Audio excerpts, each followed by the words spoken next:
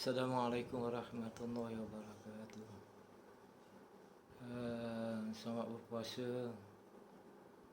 Jangan harapkan setiap amalan-amalan puasa kita diterima oleh Allah SWT, diberikan maghfirah, diberikan kampunan, dan kita akan menjadi manusia yang lebih baik lagi. Maaf Anjang dah lebih seminggu tidak dapat untuk melakukan video ini kerana satu sebab yang utama adalah Anjang sakit teruk. Di mana korang pun tahu juga Anjang buat diabetes juga. Jadi selama seminggu lebih ini Anjang tidak dapat berfungsi dengan baik. Anjang sentiasa di katil, dan terkadang-kala pun Anjang pingsan juga. Dan ini adalah akibat Anjang sekarang kan dah nak ke late stage Jadi banyak perkara-perkara yang tidak dapat anda kontrol. Terutama sekali kencing manis dan juga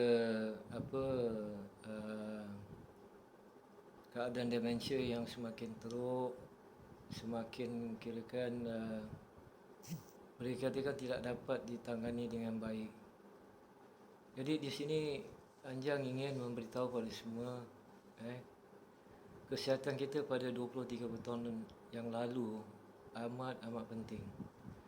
Cara pemakanan kita, cara stress management kita, cara tidur kita yang baik, cara kita menangani diri kita sendiri dengan sebaik-baiknya. Kalau disebutkan dengan stress management kita bila mempunyai stres banyak hormon-hormon yang tidak baik akan melepasi badan kita. Seperti hormon kortisol kita. Di mana bila kita mendapatkan tekanan stres yang tidak baik, dia akan benar-benar mengganggu keseluruhan badan kita, otak kita, perasaan kita. Selanjang terangkan kita harus mempelajari pasal tentang subconscious mind kita. Subconscious mind kita adalah satu anugerah daripada Allah SWT. Kita, walaupun otak kita dia timbangan otak kita dalam 1.3 kg, tetapi sekiranya otak kita tidak mendapatkan nutrisi yang baik, tidak mendapat tidur yang baik, tidak mendapat oksigen yang baik, dia akan dapat mengganggu dengan dahsyatnya. Jadi stres tu bukan tak bagus. Stres tu adalah bagus bila kita dapat menangani stres kita. Jadi itu adalah satu sebabnya kita mendapat penyakit demensia. Kedua, pemakanan kita yang tidak baik. Bila kita menambahkan gula terlampau banyak sangat di dalam badan kita, gula itu akan menjadikan kemudaratan bagi diri kita. Kita mengambil gula dengan banyak, dan itu akan mendatangkan bahaya penyakit kencing manis seperti Anjang dulu. Anjang dulu bekerja, stres terlalu banyak, makanan yang tidak betul, ala kadar saja apa yang Anjang dapat makan. Selalunya Anjang makan coklat untuk menambahkan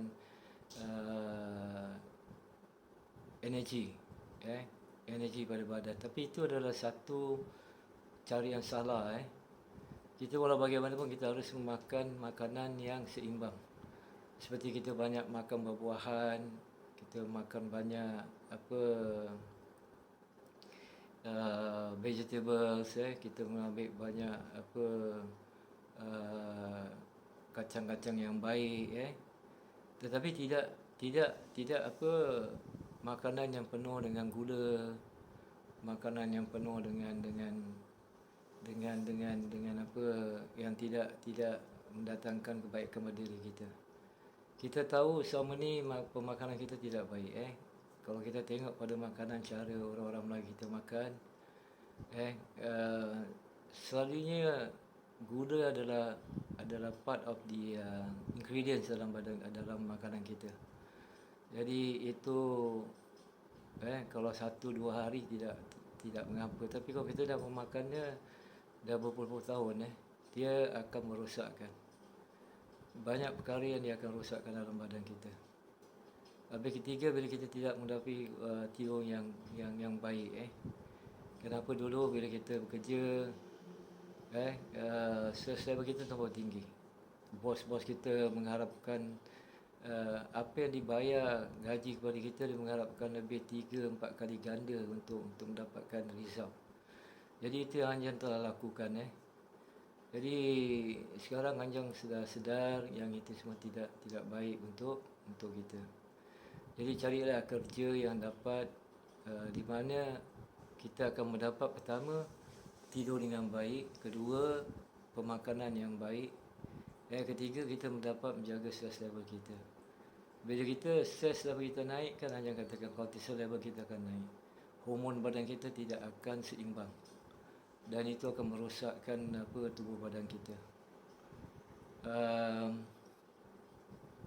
Dan selanjutnya kira kita sebagai seorang Melayu, kita tidak memahami tentang diet yang baik.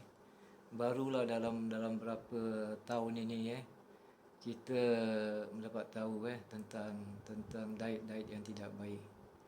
Sebenarnya di YouTube, di Google banyak ada dah berpuluh-puluh tahun mengesyorkan tentang makanan-makanan yang baik.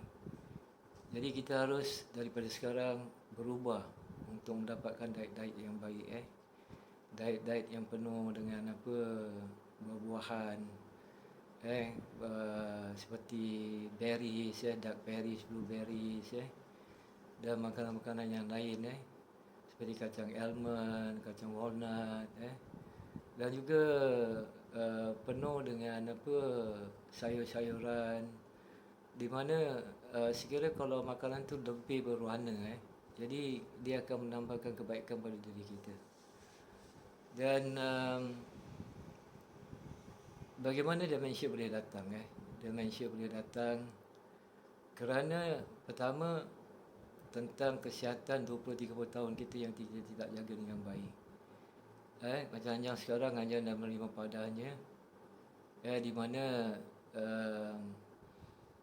di otak kita trillions of cells neurotransmitter yang telah otak Allah berikan pada kita.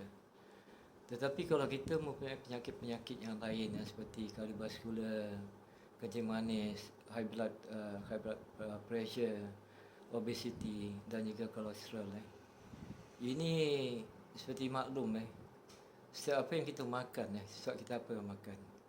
Untuk sekarang kita mempunyai pengetahuan tentang leaky guts, di mana bila perkara yang kita masukkan dalam badan kita tidak begitu baik, dan sel-sel darah putih kita cuba melawan, dan kadang-kadang dia akan menyebabkan kemudaratan Pasal apa? Dalam badan kita pun, microbiome kita dalam perut kita, mereka pun bila kita tidak seimbang, mereka akan cuba melawan, tetapi akan mendatangkan kemudaratan.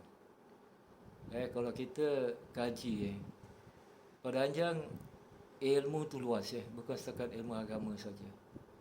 Kerana apa yang dikatakan ulama-ulama, dalam satu masyarakat tu ada perlu 2 orang. Pertama adalah seorang ulama yang dapat membimbing kita menuju pada akhirat. Kedua adalah tabib, doktor, yang dapat memberikan kita nasihat-nasihat tentang cara kita mengendalikan penghidupan kita dengan baik. Bila kita sudah ada demensia, masalah besar. Pada mula kita akan lupa tentang perkara kecil, tentang di mana kita meletakkan kunci kita, meletakkan barang-barang kita. Habis kedua, kita akan senang lupa. Kadang-kadang pertama sekali kita akan lupa perkara yang mudah perkara yang 2-3 jam telah berlalu, kita akan lupa. Tapi lama kelamaan, kerana apa? Neurotransmitter kita tu contoh katakan pada Alzheimer, iaitu amyloid protein yang telah berkumpul tau dengan tanpa kita sedari tau. Walaupun kita dalam usia dah 30-40 tahun, perkara itu tetap berlaku. Kenapa? Cara pemakanan kita, cara tidur kita, cara kesihatan kita. Tetapi bila amyloid tu sudah tu neurotransmitter, diorang memberikan transmission kepada yang lain tu, supaya kita daripada akal, daripada otak kita tu kan, kita dapat menterjemahkan kepada kesihatan badan kita tu. Bagaimana tangan kita nak bergerak, kaki kita nak bergerak dan segala-gala. Tetapi sekiranya kalau terkumpul ni itu amyloid protein tu dan dia akan meringankan tu itu transmitter tu, dan dia akan putuskan neurotransmitter itu antara satu sama lain. Walaupun kita ada trillions kita punya sel-sel kita dan segala-galanya. Tetapi kalau terputusnya itu sinapsis yang ada pada diri kita, berarti banyak sel-sel kita yang akan mati. Bukan saja kalau Alzheimer, bukan saja amyloid beta kita, tetapi juga tangles kita tu. Tangles kita di mana apa tu, dia akan berserabut dan akan berkumpul juga kan, dan akan merosakkan sel-sel kita. Jadi di sini ini sebenarnya di dalam YouTube, di dalam video banyak kajian-kajian telah diadakan tu. Cuba kita mahu memilih apa yang terbaik tu, yang kita dapat faham dan kita melakukan. Tapi masalahnya kita selalu sibuk dengan perkara lain. Sekiranya kalau kita pergi untuk Facebook, TikTok, Twitter kan, kita punya arahan kita punya itu daripada yang lain. Pada apa tau? Pada untuk kita mencurahkan kesakitan kita, mencurahkan peribadi kita, mencurahkan segala-gala. Tetapi kalau kita pergi YouTube kita akan dapat cari banyak research yang baik untuk badan kita, untuk menangani penyakit-penyakit ini. Tapi kita tidak melakukan itu. Kalau kita memandangkan pada apa yang telah Allah Ta'ala berikan, Allah Ta'ala tu sungguh maha cerdik tu, maha kirakan maha mengetahui tu. Jadi menjaga kesihatan badan kita adalah satu kewajipan yang wajib bagi diri seorang Muslim. Tetapi kita selalu ambil ringan tentang perkara-perkara itu. Jadi bila sudah sinapsis kita sudah banyak yang telah hilang sebab tu otak kita, daripada otak yang saiz yang biasa tu boleh mengecut. Kenapa? Kematian sel-sel kita. Jadi di mana yang harus kita utamakan? Kita utamakan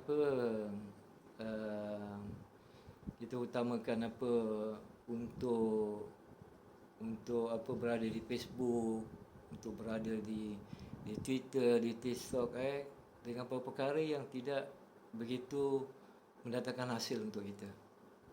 Jadi di sini Anjang menyeru pada semua untuk untuk kita mempelajari tentang anatomi kita, badan kita, tentang macam mana T-cell kita tu akan mendatangkan kita kepada penyakit kanser, dan bagaimana juga sekiranya kalau hormon badan kita tidak seimbang, cytokins itu adalah satu sel di mana akan membinasakan segala tubuh badan kita tu, organ-organ kita, hormon kita dan segala-galanya.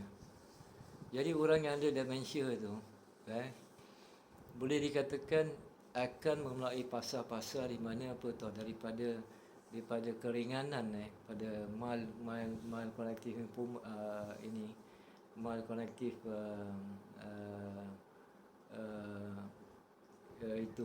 dan kepada moderate, dan moderate akan pergi pada late stage. Ini yang kita takutkan. Daripada kita dapat mengingati ataupun kita dah bila perkara berlaku kita tak dapat mengingati 2-3 jam atau 1-2 hari yang telah berlaku. Dia totally akan hilang Tetapi bagaimana pula kalau ada moderate kepada late stage, kita akan melupai juga.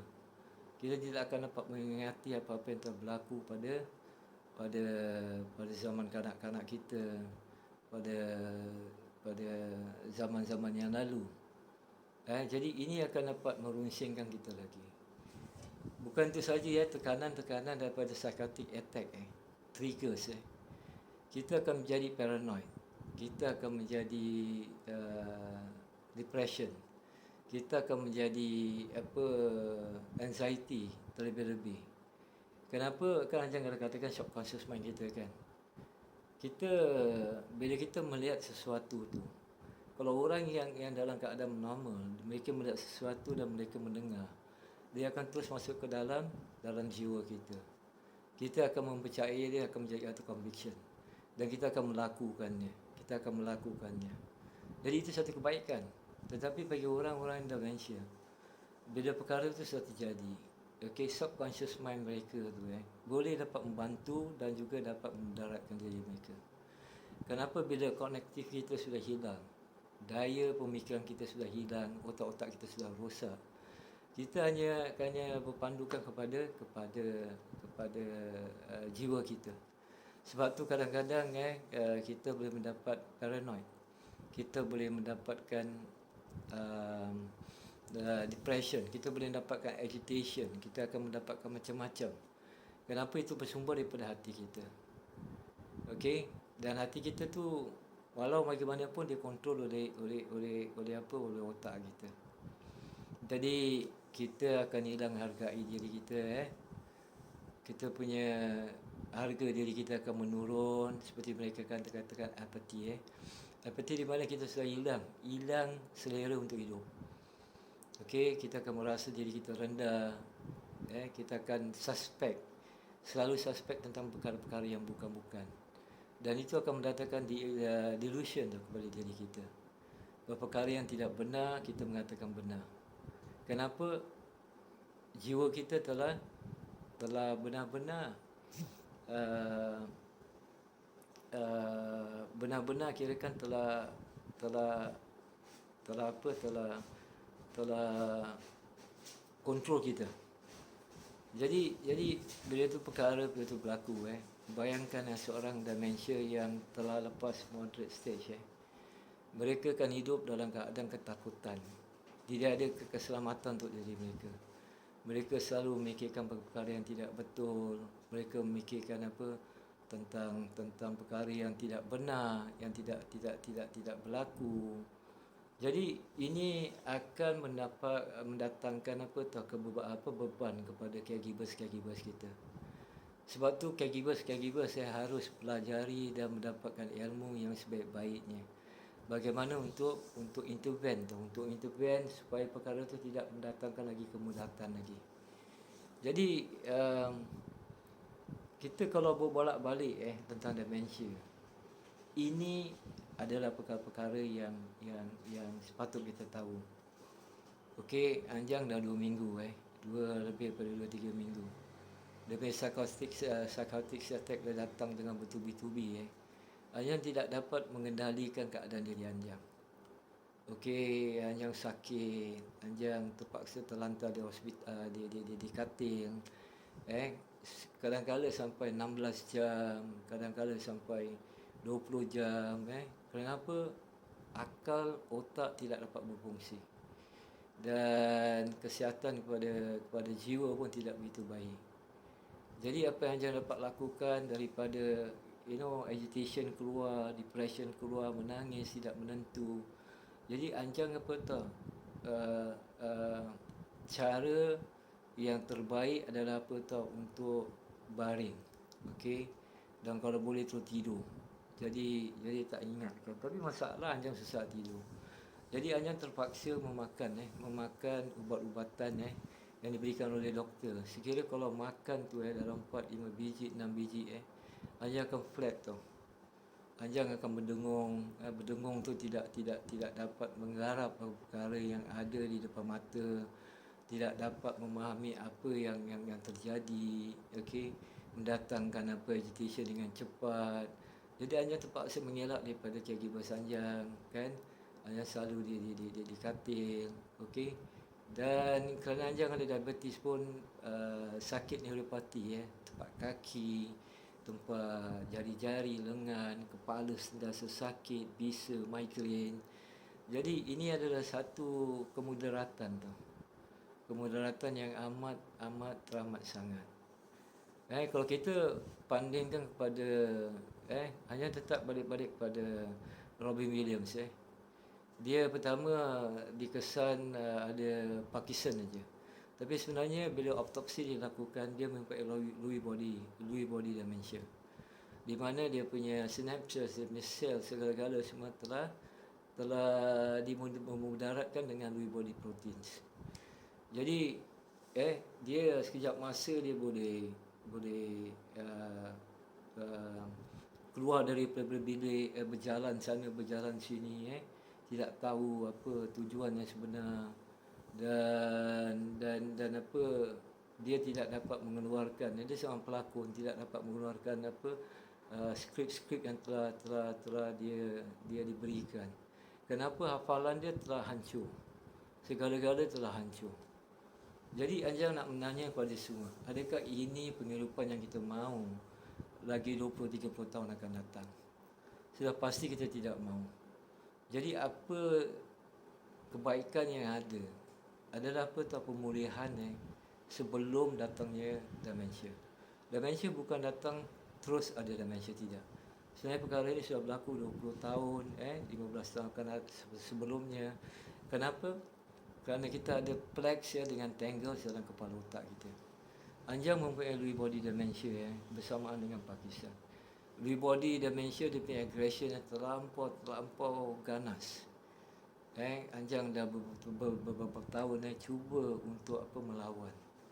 Tetapi Anjang rasa pada ketika ini perlawanan tu Anjang rasa sudah hampir terberhenti.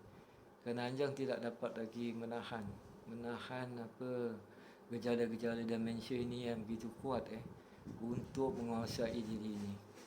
Untuk Robin Williams, bukan dia membunuh diri itu, tetapi demensia dia membunuh dirinya itu. Jadi itu satu ketakutan yang amat sangat bagi orang-orang demensia.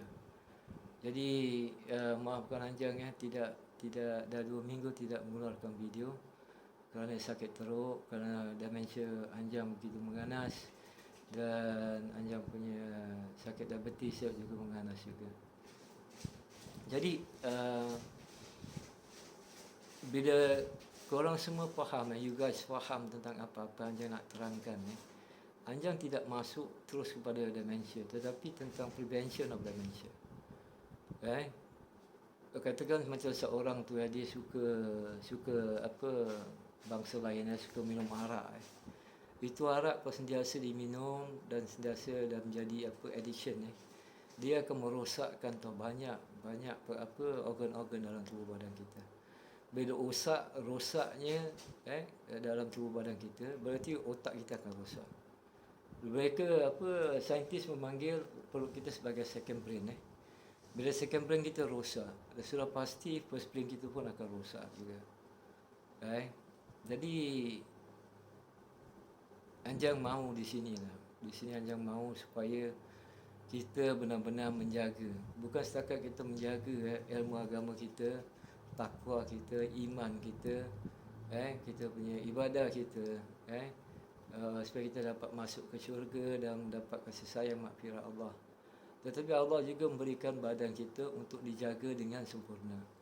Pasal apa Anjang lalui, bila kita sudah sakit, ibadah kita akan berkurangan. Ibadah kita tidak akan sempurna. Kenapa? Kerana sakit demensia ini kirakan benar-benar atau menjatuhkan diri kita. Jadi kalau kita tak menjaga badan kita dengan baik, bagaimana pula kita nak menjaga ibadah kita? Ada pepatah ada sabda mengatakan sihat sebelum sakit. Memang benar. Bila kita sihat kita boleh dapat melakukan amalan-amalan malam sehingga 4-5 jam. Kita boleh melakukan amalan-amalan kita yang wajib bertambahkan dengan rawatib, bertambahkan dengan duha, bertambah dengan tahajud, bertambahkan dengan semua-semua. Tapi bila kita sakit pergerakan kita terjejas. Kita tidak boleh lagi memaksa diri kita untuk melakukan amalan yang terbaik. Jadi fikirkan. InsyaAllah Anjang akan masuk pada demensia dengan sepenuhnya insyaAllah di video yang akan datang. Tetapi ingat 2.5 bangsa kita against 1.0 bangsa lain yang punya demensia. Kenapa? Jadi harap pandang kepada masa-masa yang lalu. Budaya kita, budaya makan kita, budaya pemikiran kita, cumpang-camping yang ada dalam masyarakat kita. Apa yang dikatakan orang-orang yang miskin di dunia tidak mendapatkan tidak mendapatkan perubatan dengan baik. Itu memang benar. Jadi setiap orang miskin yang berada di dunia ini bakal akan mendapatkan penyakit-penyakit mental dan juga penyakit-penyakit demensia. Dan bila mendapatkan penyakit demensia, siapa yang susah? Kita ni caregivers, isteri, anak-anak yang akan susah. Dan bila kita sudah late stage bila kita tidak dapat berbual, tidak dapat kenal sesiapa, dan kita sentiasa berada dalam keadaan depression, dalam anxiety, dalam paranoid, dalam keadaan yang memudaratkan, kan? Kita sendiri yang akan susah. Kita sendiri yang akan mengalami gejala-gejala dahsyat daripada demensia. Jadi Anjang harap video ini dapat di-sharekan seluas-luasnya.